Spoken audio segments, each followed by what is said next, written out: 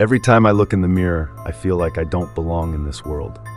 My name is Amelia, and for as long as I can remember, I've suffered from a strange and terrifying affliction.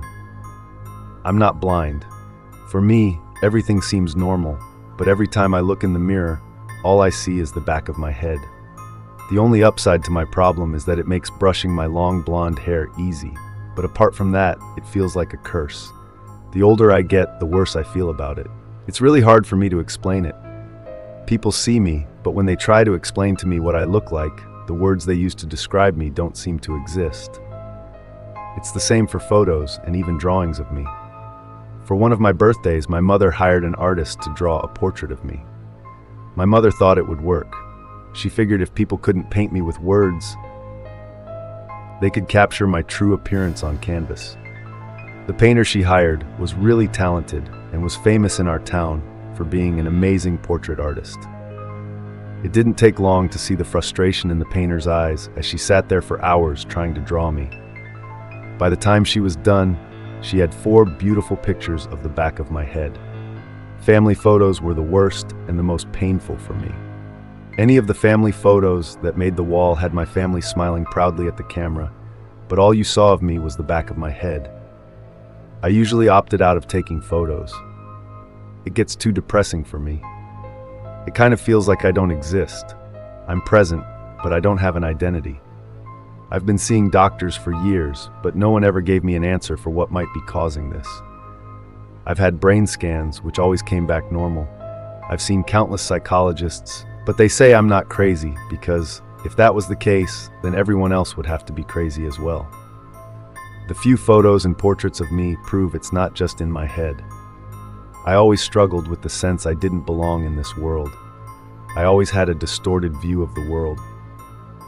My parents put this down to my condition, but I always felt the two were interconnected. There was always this gnawing feeling of despair where I felt I wasn't meant to be born or I existed between realms of existence.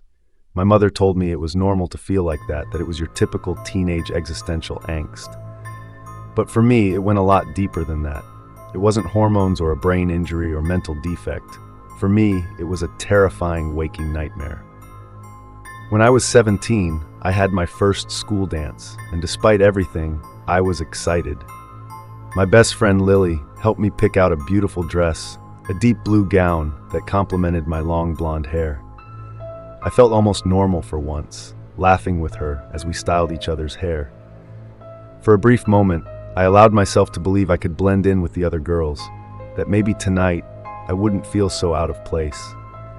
But as soon as we arrived at the dance, that fragile sense of normalcy began to crumble. That night truly shattered any feeling of belonging when the photographers arrived, going from group to group, capturing memories. I had been in a small circle of friends when the photographer called us over for a picture. I hesitated, but Lily urged me forward, assuring me that I looked beautiful.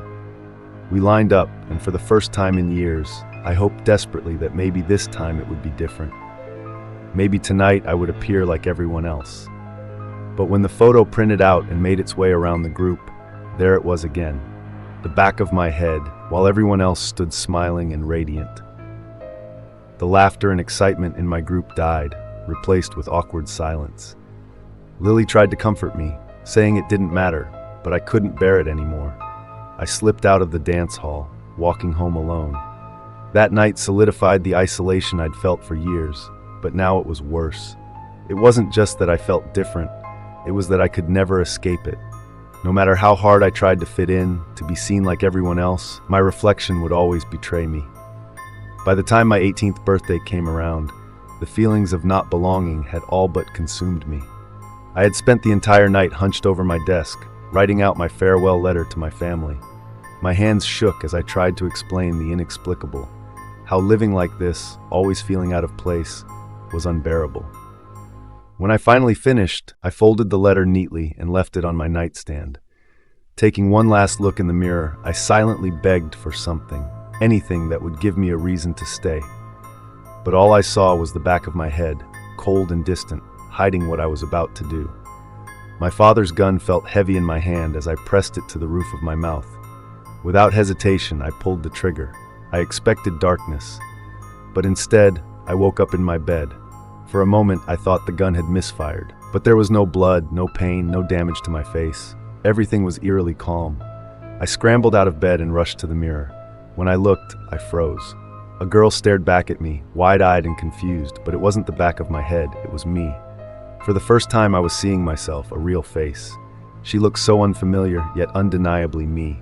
My hair, my eyes, my features were all there, staring right back at me like the world had been flipped upside down. Panicked, I bolted from my room and raced down the stairs, but something strange caught my eye along the way. The family photos on the wall were all different. Every single person in them was turned away, their faces hidden, showing only the back of their heads. All except me. In each one, I stood facing the camera, smiling like nothing had ever been wrong, like I had always belonged there. It was impossible, and yet there I was, staring back at myself from the photos, as if this had always been my reality. As if the entire world had been reversed, and the terrifying thing was that I didn't seem to belong in this world either.